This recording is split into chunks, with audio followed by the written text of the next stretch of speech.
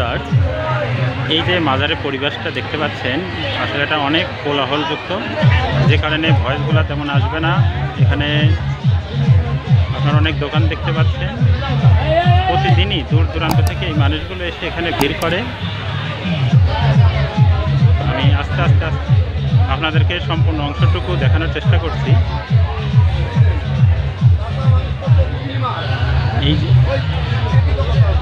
এইটা কিন্তু মাজারের 4 সাইডের অংশ। তো এবার আমি মেইন অংশে যাই। এই যে মাঝখানে যেটা দেখতে পাচ্ছেন, হযরত ফাঁসি দেওয়ান রহমতুল্লাহ আলাইহি মাজার। তো আমি মাজারের প্রবেশ মুখে যাই, দেখি কি আছে এখানে এবং কি হয় সেটি আপনি তুলে ধরার চেষ্টা করব। এটা হচ্ছে মাজারটির মূল দরজা। আগেই বলে রাখি, এখানে সুন্দর করে লেখা আছে যে মাজারটির অবস্থান বা জায়গার নাম। এটা হচ্ছে স্থান কৃষিখালী, সাতপুকুরিয়া, চলনবিল, সিংড়া, নাটোর। এটি হচ্ছে মূল ফটক। মাজারের মূল ফটক দিয়ে আমরা আস্তে একটু ভিতরে যাচ্ছি। তো পরিবেশ, আমি ভেতরটা একটু ডান দিক থেকে আস্তে আস্তে ভিডিও করছি। তো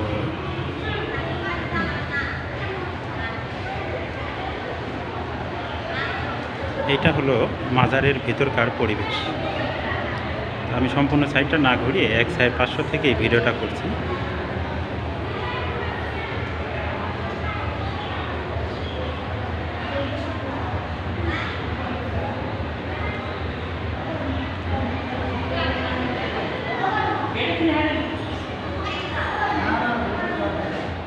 ভিউয়ার্স, এটা আমি মাজারটির পশ্চিম পাশে এসেছি।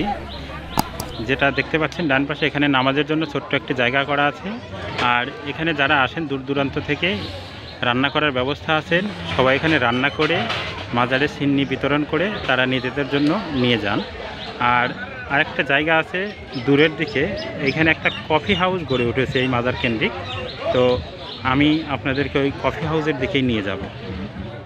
ভিউয়ার্স, আরেকটি কথা, এখানে যে একটা ছোট নদীটি দেখতে পাচ্ছেন, এটি নতুন করে খনন করা হয়েছে যেন বিলে অল্প পানি থাকলেও নির্বিঘ্নে নৌকায় মানুষ যাতায়াত করতে পারে এবং এই মাজারে আসা যাওয়ায় যেন কোনো অসুবিধা না হয়। তো সামনে দেখতে পাচ্ছেন আমি এগিয়ে যাচ্ছি একটা জায়গা, সেটা হচ্ছে কফি হাউস বা কফি শপ, যেটি ইতিপূর্বে ছিল না, খুব রিসেন্টলি এটা হয়েছে। তো আমি সেই কফি শপের দিকে আপনাদের যাচ্ছি। ভিউয়ার্স, এই সেই কফি শপ। আসলে একটা খুব সুন্দর পরিবেশে ফাস্টফুড সহ চা কফি এখানে পাওয়া যায়। তো অনেক দূর দূরান্ত থেকে যারা আসবেন তারা এই কফি শপটা ভ্রমণ করে যেতে পারেন। তো আমার ভিডিওটা অনেক বেশি বড় হয়ে যাওয়ার কারণে আমি এই কফি শপের বিস্তারিত তুলে ধরছি না, শুধুমাত্র আপনাদেরকে এই ভিতরের পরিবেশটা একটু দেখিয়ে দিলাম। আশা করি এ থেকে আপনারা উপকৃত হবেন।